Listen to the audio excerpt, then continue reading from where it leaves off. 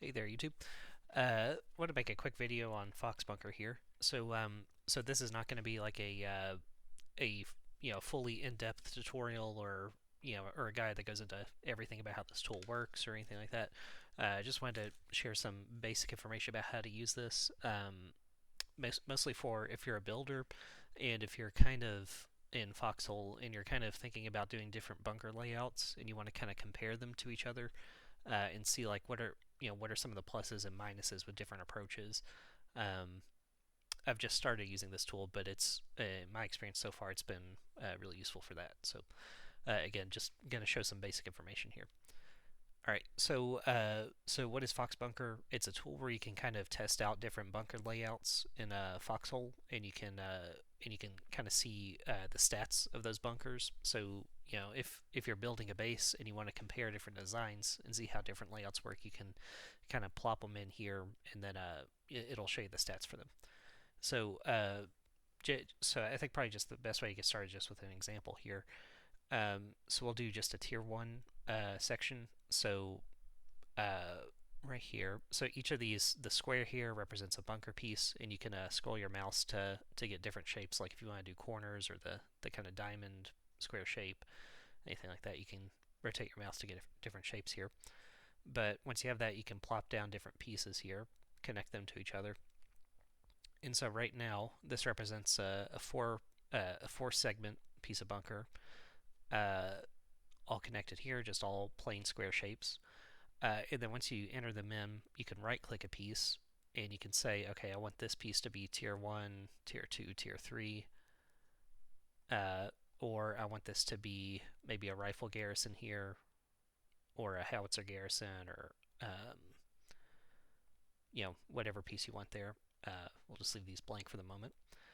But yeah, so that's kind of like the basic of inputting information is you have the square, which is your shape you want to enter. You can scroll your mouse button to get different shapes, and then once you have the shape you want, you just left click to put it on the map here, and you can kind of connect your pieces together to get your bunker shape.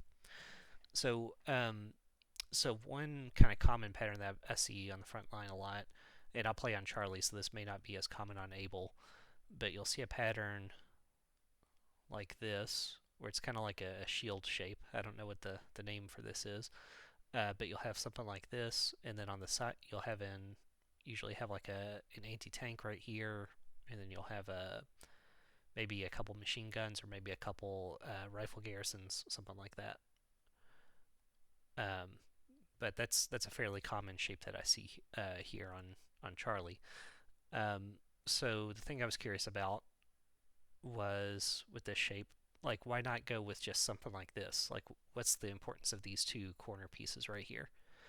Well, if you enter those in to Foxbunker here, and you can kind of do that and just compare them side by side. So if you go with this uh, approach here without the corner pieces, you have about 2,800 health on it. Uh, and it takes about 200 swings of the hammer to repair it. Versus if you add these two corner pieces on it, uh, you're sitting at about 4,000 health. So, that's what, probably a 20%, 30% increase in health. And since we're tier 1, these corner pieces here, all it takes is just time. You just got to swing a shovel there. You don't have to invest any B mats or anything into those corner pieces. So, just in exchange for spending a little bit of time shoveling these corner pieces, you get maybe an extra 20 or 30% health out of the entire bunker piece there, which is pretty cool. And you can also see after you add those pieces, the breach health goes up about 1.5% or so on it. So that's kind of interesting to see. Um, Now, so another thing you do, you can take this design, you can clone it here, click this button, and then it'll kind of copy and paste it for you.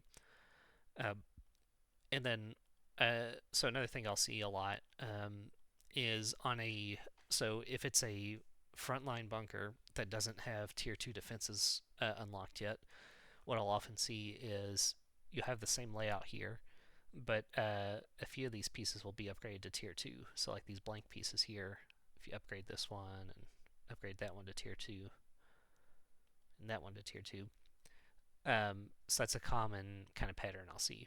And then usually they'll have like a rifle garrison or the anti tank there or something like that. Oops, clear that out. So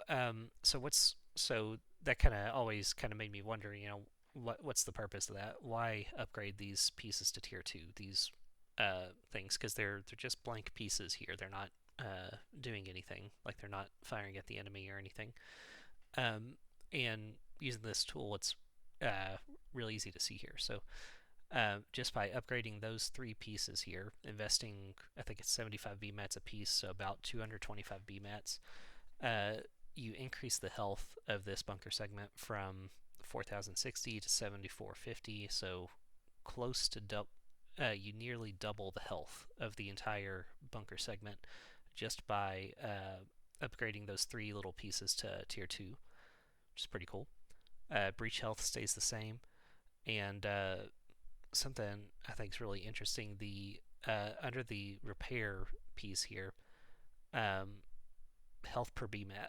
So my understanding on this, I could be wrong, but is that um, every BMAT that you spend repairing the bunker segment, it's going to restore about 20 health when you have this design.